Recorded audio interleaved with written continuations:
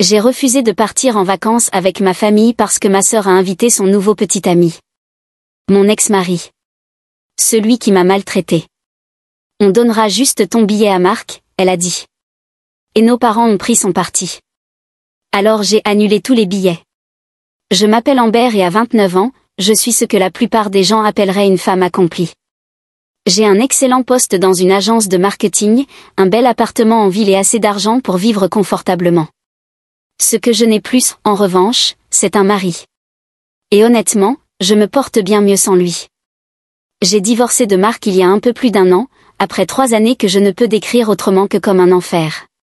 On s'est rencontrés lors d'une soirée chez des amis, j'avais 25 ans. Il était charmant, drôle et semblait avoir la tête sur les épaules. 6 mois plus tard, on s'est mariés. Et c'est là que tout a changé. Presque immédiatement après le mariage, Marc a commencé à fréquenter un nouveau groupe d'amis. Des types louches, toujours en train de boire, jamais au travail. Très vite, Marc rentrait saoul presque tous les soirs. Quand je l'ai confronté, il s'est mis en colère. Pas juste un peu irrité. Vraiment enragé. Il m'a menacé. Il a dit des choses que je n'aurais jamais imaginé entendre de la part de quelqu'un qui disait m'aimer. Pendant trop longtemps, j'ai supporté ça. J'ai trouvé des excuses. J'ai essayé de l'aider. Et puis, il y a eu cette nuit-là. Il est rentré vers 1 heure du matin, complètement ivre. Je me suis fait virer, a-t-il marmonné en s'effondrant sur le canapé. Quelque chose s'est brisé en moi. C'est fini, Marc. Je demande le divorce. Je ne peux plus continuer comme ça. Ce qui s'est passé ensuite continue de hanter mes cauchemars. Il s'est jeté sur moi, le visage déformé par la rage. Je ne vais pas entrer dans les détails, mais j'ai fini couverte de bleu, avec le poignet foulé. Quand il s'est enfin endormi, je me suis enfuie chez mon amie Kelly, à quelques maisons de là. De là, j'ai appelé la police, puis je suis allée à l'hôpital pour faire constater mes blessures. Le divorce a été rapide. Marc a déménagé. Il a été obligé de suivre des cours de gestion de la colère. Et moi, j'ai tenté de reconstruire ma vie. Mes parents et ma petite sœur Lily m'ont soutenue pendant toute cette période. Du moins, c'est ce que je croyais. Le mois dernier, lors d'un dîner en famille chez mes parents, ils ont évoqué l'idée de partir ensemble en vacances en Floride.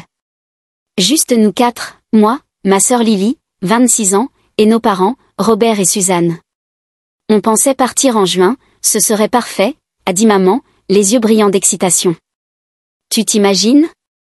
2 semaines de soleil, de sable et d'océan. Papa s'est raclé la gorge. On espérait que tu pourrais t'occuper des billets d'avion et des réservations d'hôtel, Amber. Tu sais que notre situation n'est pas facile en ce moment. Ce n'était pas une demande inhabituelle. Mes parents ont toujours eu des difficultés financières. Le petit magasin de bricolage de papa peine à survivre. Et le travail à temps partiel de maman à la bibliothèque ne rapporte presque rien. Lily est réceptionniste et se plaint sans cesse d'être fauchée. Pendant ce temps, moi, je gagne bien ma vie en tant que directrice marketing. Bien sûr, je peux m'en charger, ai-je répondu sans hésiter. J'avais l'habitude de les aider financièrement. Le mois dernier encore, j'avais payé les réparations de la voiture de papa et les soins dentaires de Lily. Maman a tapé dans ses mains, toute joyeuse. Oh, j'ai tellement hâte de nager dans l'océan. Ça fait des années qu'on n'a pas eu de vraies vacances. Au cours des 3 semaines suivantes, j'ai tout organisé. J'ai pris des congés au travail, réservé 4 billets d'avion pour Miami, ainsi que les chambres d'hôtel, une double pour mes parents et des simples pour Lily et moi. J'ai même acheté un nouveau maillot de bain et commencé à chercher des restaurants et des activités dans la région. 1 semaine avant le départ, j'ai reçu un message de maman, besoin de te parler. Viens dîner ce soir. C'est important. Son message m'a inquiétée. Était-ce arrivé quelque chose ? Est-ce que quelqu'un était malade ? Je lui ai répondu que je viendrais après le travail, et j'ai passé la journée distraite, à me demander ce qui pouvait bien être si urgent. Quand je suis arrivée ce soir-là dans la maison modeste de mes parents, j'ai été surprise de voir qu'il n'y avait pas que maman et papa, mais aussi Lily. Elle trépignait presque, un grand sourire figé sur le visage. « Qu'est-ce qu'il se passe ?» ai-je demandé en les regardant tous les 3. « Tout va bien ?» Ils ont échangé un regard. « On en parle pendant le dîner », a dit papa en m'invitant à m'asseoir. Maman avait préparé mes lasagnes préférées. Ça m'a immédiatement mise sur mes gardes. Chez nous, les plats préférés annoncent généralement une conversation difficile. Bon alors, ai-je dit une fois assise, quelle est cette urgence dont vous voulez me parler? Papa a pris une grande inspiration. Écoute chérie, il y a eu un petit changement de programme pour le voyage en Floride. On sera un de plus. Maman a enchaîné sans me regarder dans les yeux. Lily, elle, n'a plus pu se contenir. Je suis fiancée, a-t-elle crié en brandissant sa main gauche pour montrer une bague en diamant modeste. Et mon fiancé vient avec nous en Floride. Oh, ai-je dit, vraiment surprise, mais heureuse pour elle. Félicitations, Lily. Je ne savais même pas que tu sortais sérieusement avec quelqu'un. C'est qui, l'heureux élu? Le silence est tombé. Mes parents se sont regardés, nerveux. Le sourire de Lily est devenu narquois. Tu le connais très bien, en fait, a-t-elle dit d'une voix satisfaite. C'est Marc. Ma fourchette est tombée dans mon assiette. Marc? Mon ex-mari? Marc? Lily acquiesça, son sourire ne faiblissant jamais. On sort ensemble depuis 3 mois. Il a changé, Amber. Ce n'est plus l'homme avec qui tu étais mariée. La pièce se mit à tourner autour de moi. Mon ex-mari. L'homme qui m'avait battu. Celui dont je faisais encore des cauchemars. Était maintenant fiancé à ma petite sœur. Et ma famille agissait comme si tout cela était normal. Comme si c'était quelque chose à fêter. Vous ne pouvez pas être sérieux, dis-je en regardant frénétiquement mes parents. Vous savez ce qu'il m'a fait, maman. Tu étais au tribunal pendant notre divorce. Amber, dit maman en soupirant. Tu exagères toujours tout. Ce qui s'est passé entre toi et Marc, c'était juste une dispute conjugale qui a dégénéré. Je n'en croyais pas mes oreilles. Une dispute, maman? Tu m'as vue à l'hôpital. Tu as vu les bleus sur tout mon corps. Comment peux-tu dire ça? Papa se tortilla sur sa chaise, mal à l'aise, mais ne dit rien. Lily leva les yeux au ciel, exaspérée. Marc m'a tout raconté, dit-elle en se penchant vers moi. Il a dit que c'est toi qui étais violente. Que tu le frappais régulièrement. Et que ce soir-là, il ne faisait que se défendre. Il ne voulait pas te blesser. Un rire m'échappa, sec, amer. Tu te moques de moi? Je mesure 1m60 et je pèse 50 kilos. Marc fait 1m90 et pèse plus de 90 kilos. Comment, exactement, aurais-je pu le dominer physiquement? Lily haussa les épaules. Je crois mon fiancé. Ton fiancé, répétai-je, les mots ayant un goût de poison. L'homme qui m'avait menacé. Celui qui m'avait envoyé à l'hôpital. Le passé, c'est le passé, intervint enfin papa. Marc suit ses cours de gestion de la colère. Il est sobre maintenant. Les gens changent, Amber. Je repoussai mon assiette, l'appétit complètement disparu. Je ne pars pas en vacances avec lui. C'est ma décision, et elle est définitive. Mes parents échangèrent un autre regard, et mon estomac se serra. Eh bien, dit maman lentement, on pensait que tu réagirais comme ça, et on respecte ton choix. Mais on partira quand même, ajouta papa. On donnera juste ton billet à Marc. Lily acquiesça avec enthousiasme. Et tu devras réserver les chambres d'hôtel. Au lieu de 2 chambres simples, prends juste une double pour Marc et moi. Pendant un instant, je ne pus rien dire. La trahison était totale. Si inattendue qu'elle m'avait coupé le souffle. Ces gens, ma propre famille, choisissaient mon agresseur plutôt que moi. Et ils me demandaient de payer ses vacances. Résumons, dis-je, la voix étonnamment calme. Vous voulez que j'annule mes propres vacances, pour lesquelles j'ai déjà posé des jours au travail, et qu'à la place, je finance les vacances de mon ex-mari violent? Je me levai de table. Mes mains tremblaient, mais je refusais de craquer devant eux. Vous savez quoi? Il faut que je parte. Je pris mon sac et ma veste et me dirigeai vers la porte. Personne n'essaya de m'arrêter. Personne ne dit un mot. Ils me laissèrent simplement partir. Le trajet du retour fut flou. Je m'attendais à pleurer, mais au lieu de ça, une colère froide et dure monta en moi. Quand j'arrivai à mon appartement, je savais exactement ce que j'allais faire. Je me versai un grand verre de vin et m'installai devant mon ordinateur. D'abord, j'annulai les 4 billets d'avion pour Miami. Ensuite, j'annulai les réservations d'hôtel. Je pris des captures d'écran de chaque confirmation d'annulation et les joignis à des messages que j'envoyais à maman et à Lily. Vacances annulées. Toutes les réservations étaient à mon nom, elles sont donc désormais invalides. Passé un bon mois de juin. J'appuyais sur « Envoyer » avant de pouvoir me raviser. Oui, j'allais perdre les acomptes, mais c'était un prix que j'étais prête à payer pour m'assurer qu'il ne profiterait pas de vacances à mes frais tout en m'excluant. Il fallut exactement 15 minutes pour que mon téléphone explose. D'abord maman appela. Puis Lily. Puis papa. Je les ignorais tous. Je mis mon téléphone en mode silencieux et savourais mon vin. Quand je consultai enfin mes messages 1 heure plus tard, ce que je vis ne fit que confirmer que j'avais pris la bonne décision. De maman, comment as-tu pu faire ça à ta famille? Tu es une fille horrible. Égoïste et méchante. On est mieux sans toi dans nos vies. De Lily, espèce de jalouse.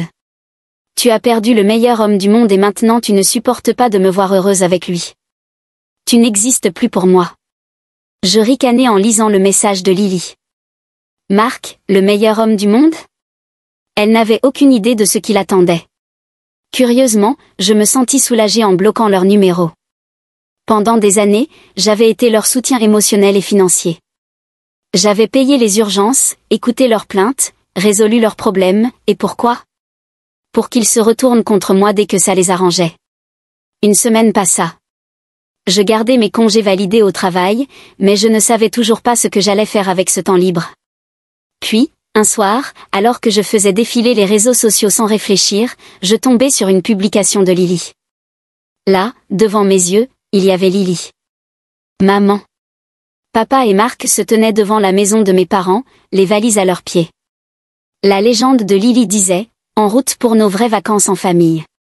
Juste les personnes importantes. Aucun poids mort.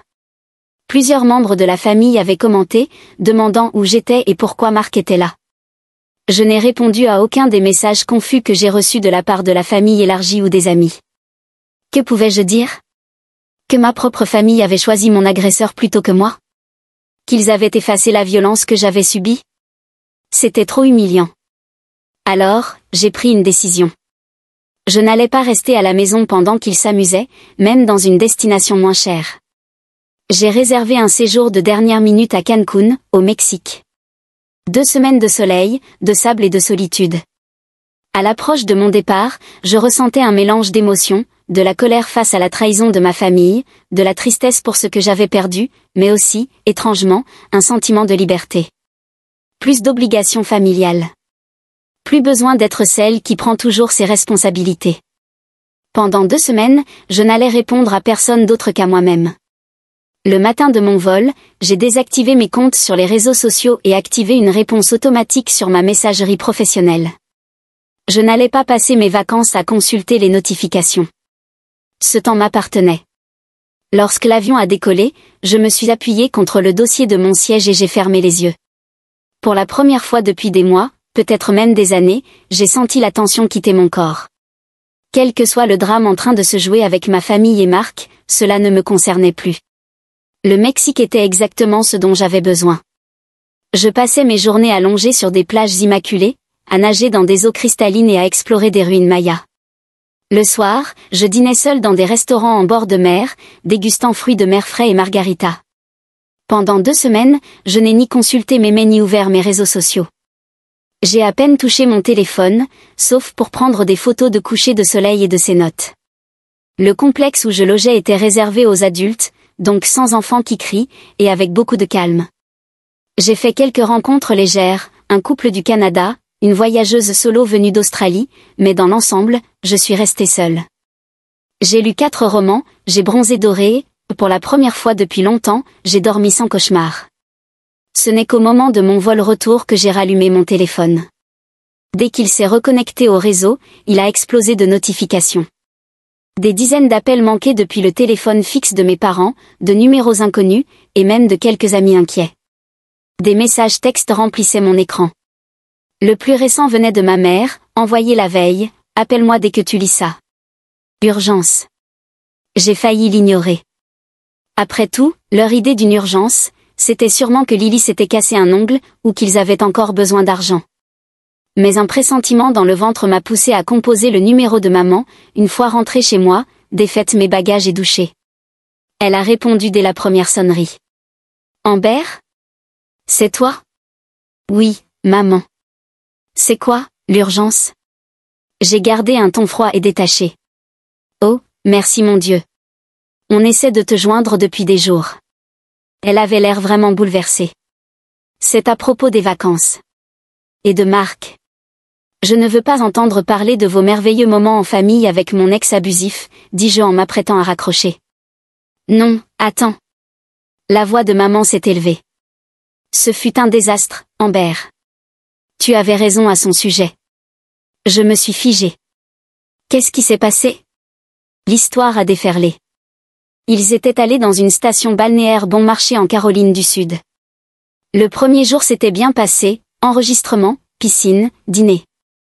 Mais la deuxième nuit, Lily était remontée dans la chambre plus tôt à cause d'un mal de tête, tandis que mes parents et Marc restaient au bar de l'hôtel. Il a dit qu'il allait aux toilettes, expliqua maman, mais il a disparu pendant plus d'1 heure.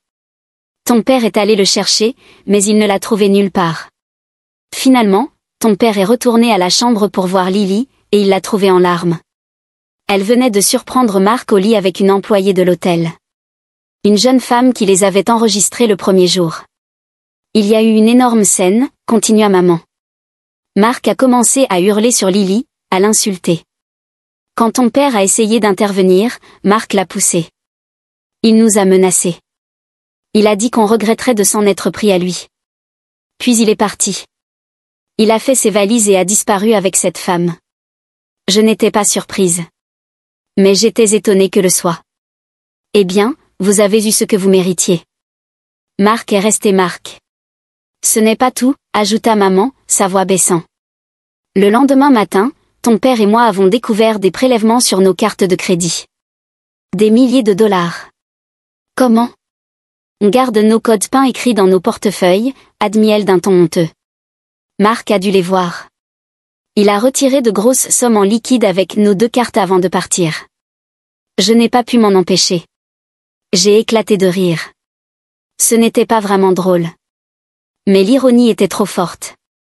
Tu es en train de me dire que mon ex-mari violent, que vous avez tous défendu et préféré à moi, non seulement a trompé Lily, mais vous a aussi volé. On s'est trompé, Amber, dit maman d'une voix basse. On va porter plainte contre lui pour le vol. Elle hésita. Mais, on a besoin d'aide. On n'a plus d'argent pour rentrer. Et les compagnies de cartes ne nous rembourseront pas avant la fin de l'enquête. Et voilà. La vraie raison de son appel. Pas pour s'excuser. Pas pour faire la paix. Mais pour me demander de l'argent. Résumons, dis-je, étonnamment calme. Vous m'avez renié. Vous m'avez insulté. Vous avez choisi mon agresseur. Et maintenant, vous me demandez de vous sortir de ce pétrin? On est une famille, Amber, dit maman, comme si cela expliquait tout. Non, ai-je répondu. Vous avez été très clair. Nous ne sommes pas une famille. Tu m'as dit que j'étais morte pour vous. Je ne vous donnerai pas un centime. J'ai raccroché, puis j'ai immédiatement bloqué leur numéro.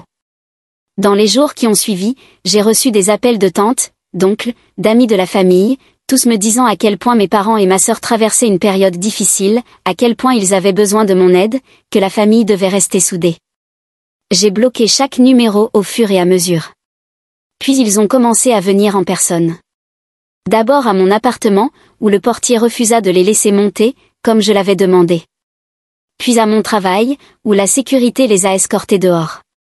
C'était épuisant et humiliant, mais je suis restée ferme. Mademoiselle Mitchell, m'a dit le gardien de sécurité de mon bureau après avoir escorté mon père hors des lieux pour la 2e fois, souhaitez-vous que nous ajoutions les membres de votre famille à la liste d'exclusion permanente? J'ai hoché la tête, ressentant un étrange mélange de tristesse et de résolution. Oui, s'il vous plaît. Et merci de gérer cela avec autant de discrétion. J'ai fait la même chose dans mon immeuble. J'ai demandé au concierge de ne jamais laisser entrer mes parents ou ma sœur. Cela me semblait extrême, mais nécessaire. Ils avaient prouvé qu'ils n'avaient aucune limite, aucun respect pour mes sentiments ou mon vécu. Au fil des semaines, j'ai appris, par des échos, ce qui se passait chez eux. Maman et papa avaient emprunté de l'argent à des proches pour rembourser leur carte de crédit. Ils avaient déposé une plainte contre Marc, mais sans grand espoir de récupérer leur argent. Lily voyait une thérapeute, apparemment dévastée par la trahison de Marc et par mon abandon de la famille. Je ne ressentais rien. Peut-être que cela fait de moi quelqu'un de froid, mais après tout ce que j'avais traversé, les abus de Marc, le déni de ma famille, la trahison de leur part, j'étais vide de toute compassion envers eux. Un soir, alors que je dînais avec mon amie Kelly, la même amie qui m'avait recueilli le soir où j'avais fui Marc, elle m'a posé la question que tout le monde semblait éviter: tu crois que tu te réconcilieras un jour avec eux? Après tout, ça reste ta famille. J'y ai réfléchi, en sirotant mon verre de vin. Je ne sais pas, ai-je répondu honnêtement. Pour l'instant, je n'arrive même pas à l'imaginer. Ce n'est pas une simple erreur, Kelly. Ils ont vu mes bleus. Ils ont entendu mon histoire. Ils savaient ce que Marc m'avait fait, et ils l'ont quand même choisi, lui. En rentrant ce soir-là, je me suis sentie plus légère que depuis des années. Pendant si longtemps, j'avais porté le poids des besoins de ma famille, de leurs attentes, de leurs problèmes. Et ce poids-là avait enfin disparu. Je n'étais responsable que de moi-même. Je ne rendais de compte qu'à moi. 3 mois se sont écoulés depuis cet appel avec ma mère. L'automne est arrivé, apportant des températures plus fraîches et des feuilles qui changent de couleur. Ma vie a retrouvé un rythme confortable, le travail, le sport, les dîners entre amis, les sorties du week-end. J'ai même recommencé à fréquenter quelques hommes, rien de sérieux, juste un café ou un dîner avec des personnes intéressantes qui me font rire. La semaine dernière, j'ai été promue directrice marketing senior, un poste accompagné d'une belle augmentation et d'un bureau rien qu'à moi. J'ai fêté ça en m'offrant une paire de chaussures ridiculement chères que j'avais repérées depuis des mois. Avant, cet argent aurait sans doute servi à remplacer le vieux chauffe-eau de mes parents ou à sortir Lily d'une énième dette de carte de crédit. J'entends encore parler de ma famille, parfois. Mon cousin Jamie m'appelle toutes les quelques semaines. Il est prudent, il ne me pousse jamais à me réconcilier, mais il me donne des nouvelles. Papa a eu un petit souci de santé, de l'hypertension, rien de grave, mais il prend maintenant un traitement. Maman a pris plus d'heures à la bibliothèque. Lily est retournée vivre chez eux après avoir rompu son bail apparemment, elle ne pouvait plus payer le loyer seule. Le plus marquant, c'est que l'enquête policière sur le vol commis par Marc n'a rien donné. Il a complètement disparu, probablement avec la fille de l'hôtel, et n'a utilisé aucune carte ni compte traçable depuis. La banque de mes parents a refusé de couvrir les retraits frauduleux, puisque mes parents avaient noté leur code PIN, une violation claire des règles de sécurité de la banque. Ta mère a redemandé de tes nouvelles, m'a dit Jamie lors de notre dernier appel. Elle voulait savoir si tu avais changé de numéro. Non, ai-je répondu. Je ne réponds juste pas à leurs appels. Jamie a hésité. Lily traverse une période difficile. Elle a été diagnostiquée dépressive. J'ai ressenti un bref pincement au cœur, vite étouffé par le souvenir de son visage satisfait lorsqu'elle avait annoncé ses fiançailles avec Marc. Je suis désolée de l'apprendre, ai-je dit, et je le pensais sincèrement. Je ne souhaitais pas de souffrance à ma sœur, malgré tout. Mais je n'étais pas prête à être là pour elle. Je comprends, soupira Jamie. Ils ont vraiment tout gâché. Oui. Ils l'ont fait. Après cet appel, je me suis installée sur mon balcon avec un verre de vin, regardant les lumières de la ville s'allumer alors que le crépuscule tombait. Une partie de moi se demandait si je n'étais pas trop dure. Trop impitoyable. La famille, ce n'est pas censé être une affaire de seconde chance?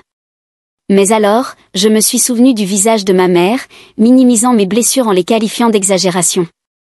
Je me suis souvenue du silence de mon père, qui avait laissé faire.